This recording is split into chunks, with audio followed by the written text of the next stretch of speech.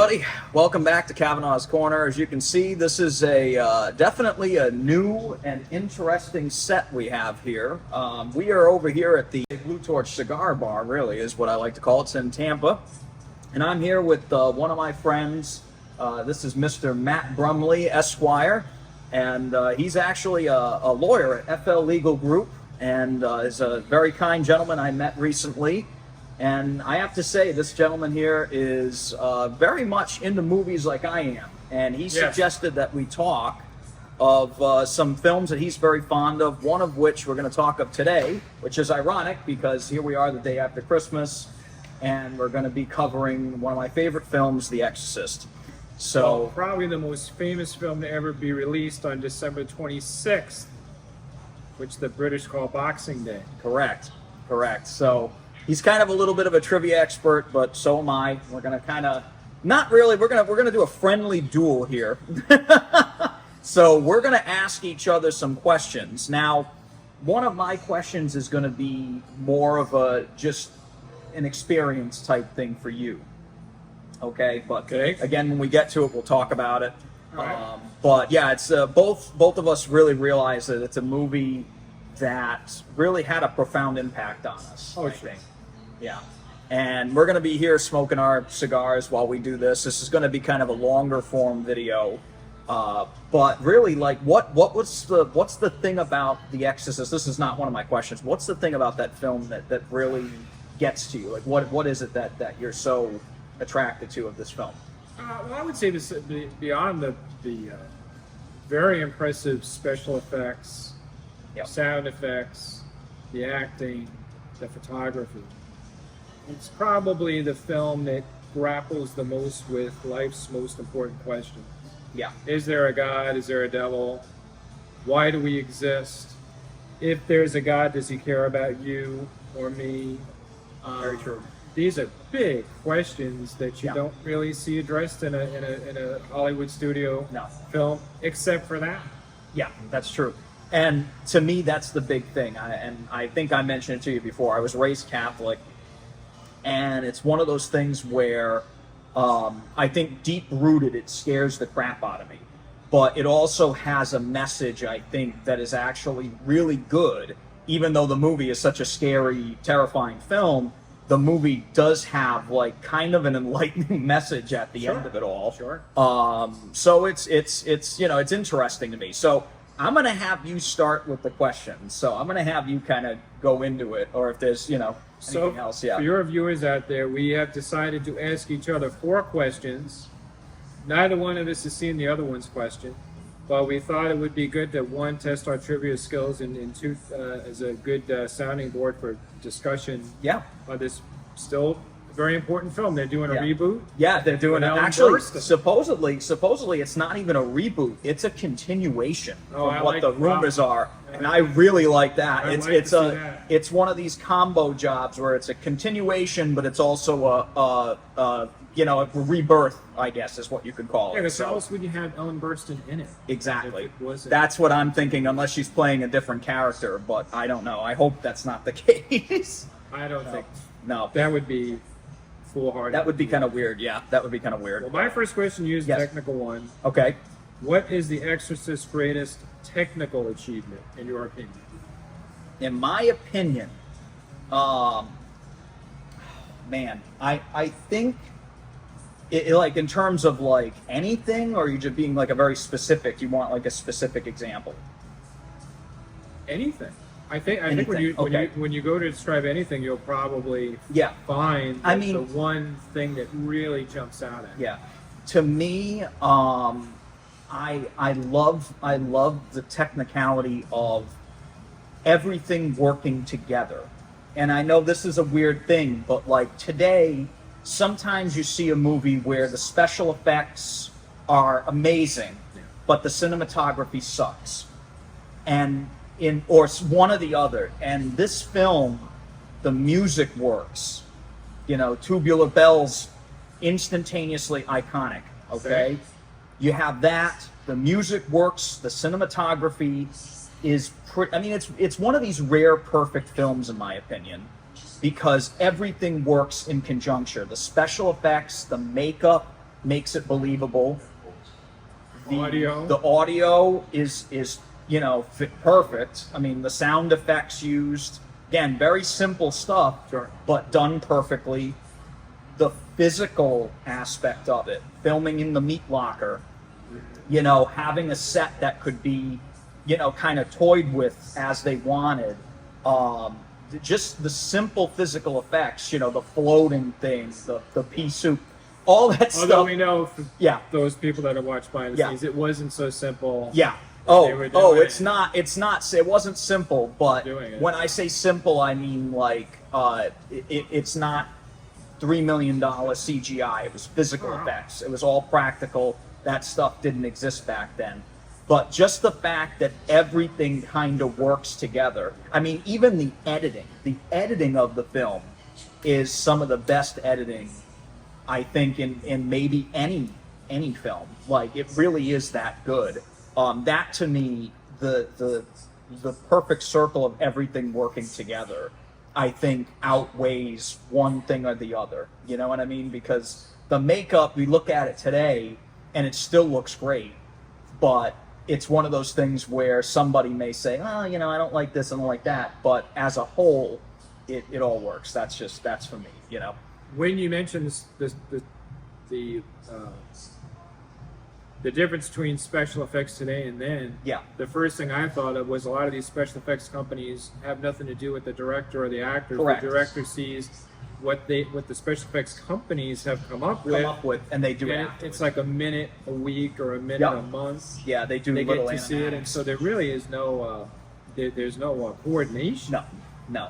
Nor can the director say, I don't like it, do it over again, unless they're have an unlimited budget, which correct. Nobody does. Mm-hmm. No, and in this case, he got to kind of William Friedkin, the director, he got to kind of do exactly what he wanted, and that to me is like, again, sometimes you're way better off that way than the other way around, And fans of the movie will know that the budget originally was $2 to $3 million, and then like The Godfather before it went to about $10 million. Yeah, it's skyrocketed. And over one year of principal photography, which is unbelievable, but that's probably how he achieved the effects that he did. Oh yeah, well, he made his money back.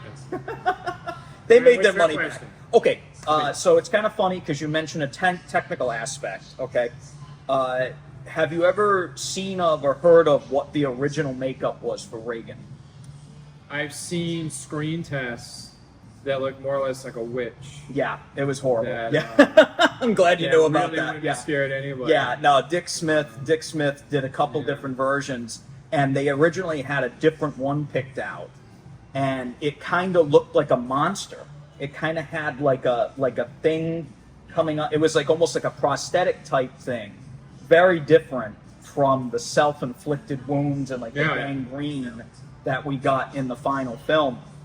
And it's something that, that makeup itself, just one technical thing that works for the movie like we talked about, that makeup that they went with, even though they originally thought, and this is from what I've read and from what I've seen, they originally thought that the other one was going to be scarier because it's like not quite human. But the fact that this girl is doing this to herself, well, not really doing it to herself, but this demon is making her do these things to herself. That in the end is, to me, I think that's much more psychologically damaging. And again, it's just one more thing that adds to the overall. You can almost see the real person under there. Yeah, exactly. It's like, oh, that's her. But the other one, it would be like, it's not really, you wouldn't be able to tell it's Linda Blair at all, So, your turn, sorry. That was, mine are a little bit shorter. So. Now, here's a real trivia question for real buffs out there. Okay. Do you recall what was written in graffiti on the left side of the Exorcist stairs after Karras took that tumble down? First of all, do you remember what was written in the graffiti on the left side? I don't remember. Now, I don't. I'm trying to remember, but I can't as soon as remember. I say it, you're probably going to remember. Yeah, okay. Like all great filmmakers, Friedkin said, whatever you see in any of his pictures, he either put there, it was there, and he approved it. Yep. What was written on the side after this happened is pigs. That's now, right. It wasn't uncommon back in 1973 to see hippies crawling police pigs. Yeah, it's the or Manson thing. the administrator, the Nixon administration pigs, and the Manson thing pigs. But we also have to remember two other things. One, I think in the Bible, Jesus cast out the demons demons into into herds of pigs. swine. Yep, into swine. That's correct. And Yep. also, at various times, the demon refers to Reagan as his or her little piglet. Piglet. Or Yep. pig or something Yep. like Yeah. that. So The so. very Yep. multiple references Yeah. contained in the Well, word. the so graffiti isn't mark. a so a baby pig? Using a what? I said a so, isn't that a baby pig? Okay. That's from the movie. Okay. The so is mine. That's a Oh no, Sal. Sal. Oh, Sal. I got you. Wait a I'm minute. totally. I'm sorry. It's the cigar's getting to my What brain. I'm sorry. language Yeah. you were speaking there for a minute? Yeah, I'm sorry. Yeah, the Sal is the mine, Sal is and then- mine. Yeah. And then piglet. I'm That's totally. right. I'm totally. Yeah. I'm sorry, Right. Mike. This is affecting the thoughts. All right, it's your turn. Okay, my turn. Okay. You can ask me. So this is Go an, for an easy one. okay. This is an open question. But again, I obviously was not born when this film came out. I came about 20 something years after. About 20 years. What was it like seeing this movie in a movie theater? Well, I Because never that's- saw. I never saw it at the movies. I was too You young. did not. Oh, damn. Okay, Because gotcha. I was. Okay, I was 7 years old when it Okay. came out. okay, I can tell you from my brother going to see it. okay. Some people bailed at the encephalogram scene. Yeah. They were so hopped That up doesn't and they were surprise so me. scared they could not, and that's incredibly realistic. Yes, yes. My brother, who's 10 years older than myself, stayed and saw, didn't stay the whole thing, but when he saw that horrible face, when Oh, you're talking Veronica about Harris the comes in and the sees her flash, and yeah. with The the flash. no, Oh, you're talking I'm about the oxygen. actual oxygen. Okay. The subliminal thing, I think people just didn't know what hit him. Oh, and they thought God. about it later. Have you ever seen? This is again. This is almost like a bonus question at this point.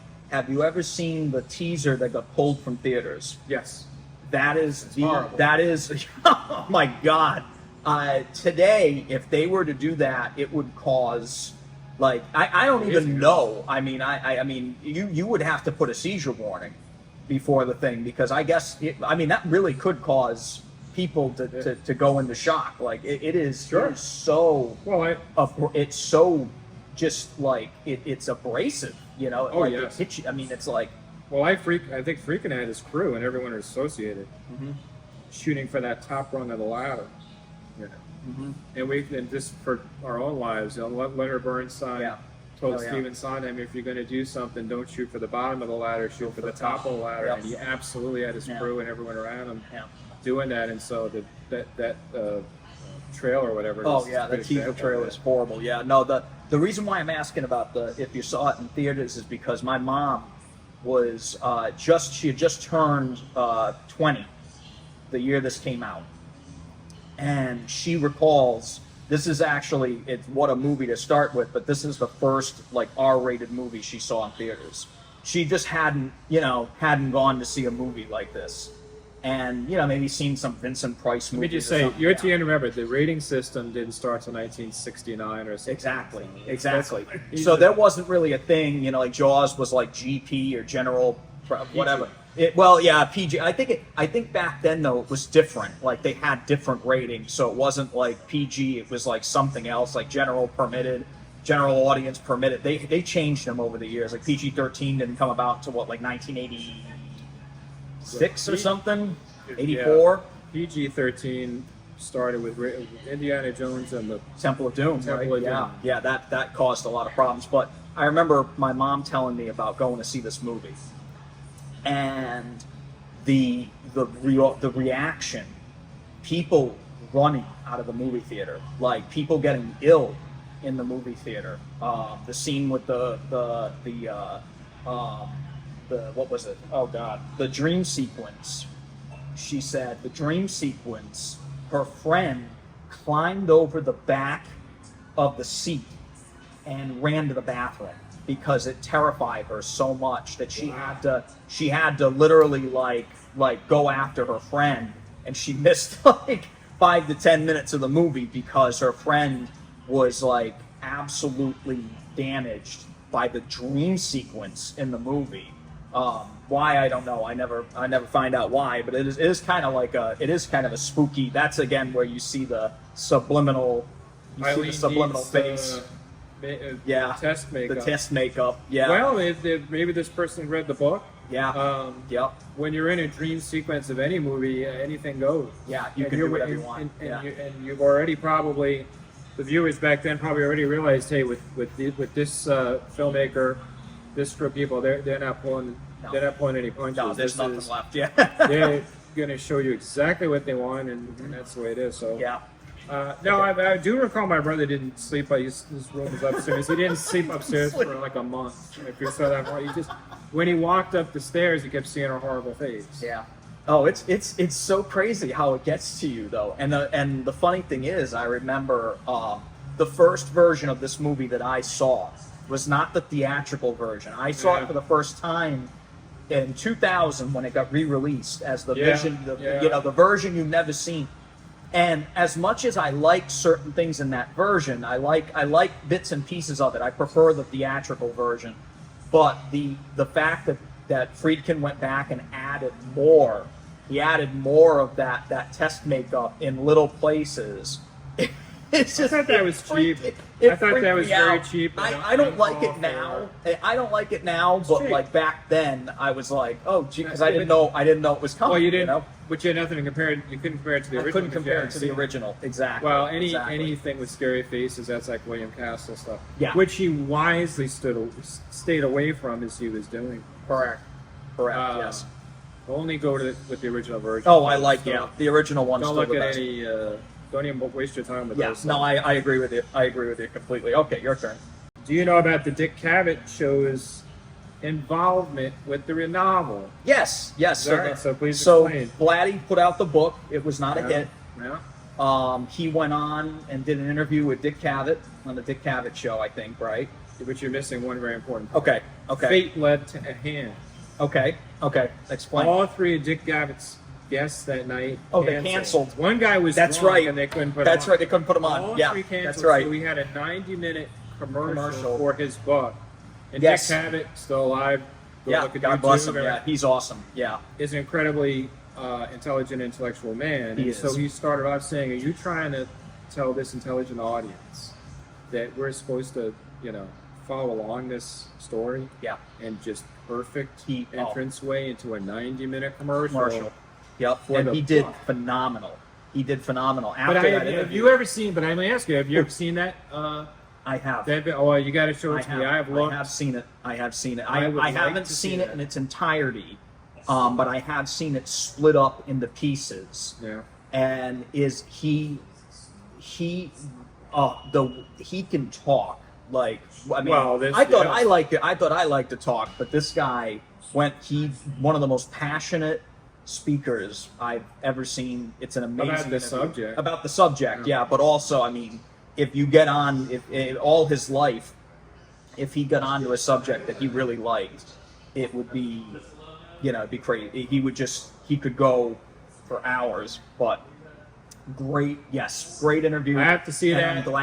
I'm glad it skyrocketed the book. I looked only this morning, and people said they have looked at all the TV guides and stuff for Dick Cavett show, and he's not on there. Well, I guess he wouldn't be on there because he was a last-minute replacement. Mm-hmm. And that's and the rest, as they say, is history. So that's correct. Yeah, he would not. Yes. I've seen it. It's amazing. I actually stumbled upon it online many years ago, and I don't think it was on YouTube. I think it was on like Vimeo or something, which is another video site. So I'll have to see if I can find it. If it's on YouTube now, I'll send it to you. Yeah, absolutely. Okay, so my turn. To question number 3. We're on 3. Okay.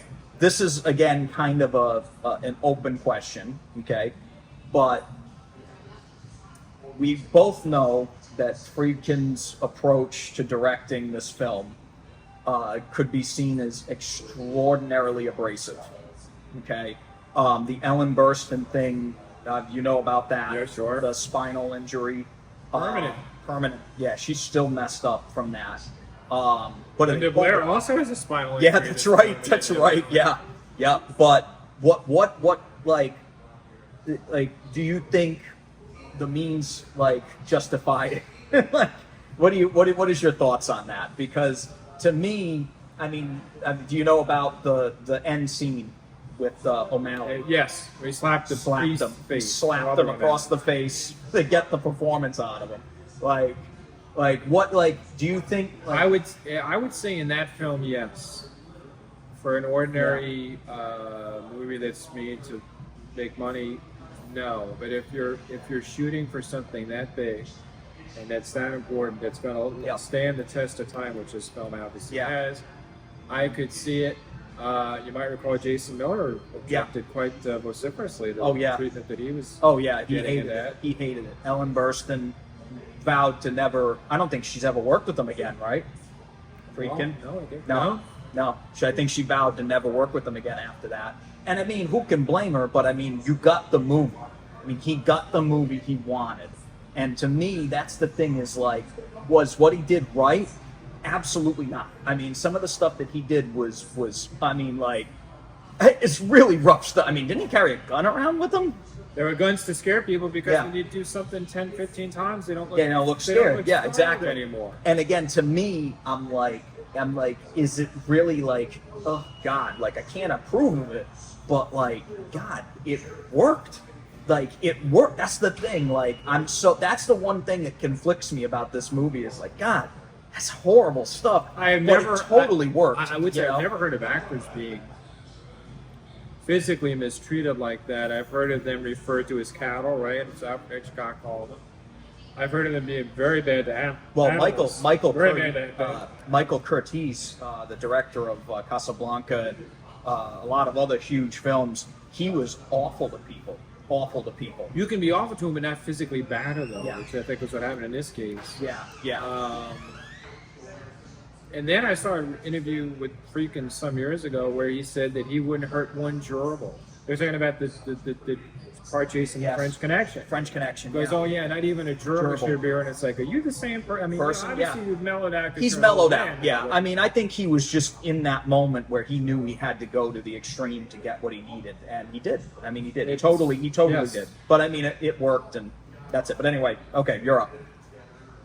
I don't think you can treat actors like that anymore. I don't think you can. No, not without massive lawsuits and getting shut down. Yeah, no. Please don't do that. Last question. Okay. And this is a hard one because I don't know if I know the answer to it. Can you think of another film where the author adopted his or her own work into a screenplay and then actually produced the film version of their novel? It's funny because I guarantee you there's examples out there of that. I'm trying to think of one off the top of my head. From the novel and adapted the novel. I think one answer might be staring us right in the face. The one I was thinking of, I mentioned Ninth Configuration. That's true. That's another one. Yeah. So it's the same person. Yeah. The reason why he was able to produce some movies because he had been in Hollywood for many years, doing Pink Panther movie and things, Blake Edwards. Yeah. So he knew how the Hollywood game is played. That, as we were saying before, it's a totally different tool set between being an author, which is so solitary, and trying to get your books sold, and being a producer in Hollywood. Well, because even Exorcist 3 was Legion, and he not only produced it. He didn't produce it. That was Robinson, right? And he directed it. Yes, that's right. Producer but he did do the script. The producer, one of the producers in the Exorcist 3 was Carter DeHeeman. It's a very famous producer from years back. That's right. Yeah. But no, I mean, there's not. I'm sure there's examples out there, but there's not a whole hell of a lot of them guaranteed. But that's interesting. It's hard to say because, as far as scripts go, you don't know how many configurations there are before the movie's actually made. It's true. So that's true. Well, it's a gift to be able to do. Any authors that want to produce their own movies use this as motivation to prove that it can be done. Although I don't know how you would do it. Yeah. Okay, so last one. This is a straight trivia question. Do you know the brand of pea soup that was used? I'm got a couple of my. It's Anderson's. Sometimes when you're on Jeopardy, you have to take. You have to just take the guess. Take a chance. Right? All right, so I got a bonus one for you. Bonus. And I want to see if you know this one because this one's really tough. have you ever seen one of the first edition copies of the novel? No, I don't think I have. Do you know what the cover looks like? The cover is a picture of Shirley MacLaine's daughter, I believe. That William Peter Blatty took. Is that the question? You're wrong. That's the second. Okay. I don't know. So it is a picture of a girl. Okay. It for many years the rumor was that it was Shirley MacLaine's daughter. It's actually William Peter Blatty's editor's daughter. Okay. It's his Really? editor's daughter. Yep. So Now there you go. Now she gets the fame she deserves. Yes, exactly. I always Finally. thought it was Shirley MacLaine. Shirley MacLaine's daughter. A lot of people thought that for many, many years, but it's actually his editor's daughter on the cover. And you know where William Peter Blatty wrote the book, right? In the book, yes. So I remember you mentioned to me it was in Angela Angela Lansbury's Lansbury's house. guest house. So I'm like, So even she had a Angela part. Lansbury. That's just amazing. May she rest in peace. She was Yeah. very talented lady. But so this was a very interesting conversation here, and I just want to say thank you, Matt, for coming by and having a cigar with us here. And again, My pleasure. if you enjoyed this, make sure to hit that thumbs up button and subscribe to my channel. If you want to see more videos like this, let me know. Let me know. Hit it us up at the comments below. Leave a little comment. And we'll hopefully we can meet up again, and next time we'll do another film, maybe a Bond film or something. This guy's a big Sure. James Bond fan. So. Sounds good. All right, take it easy, guys.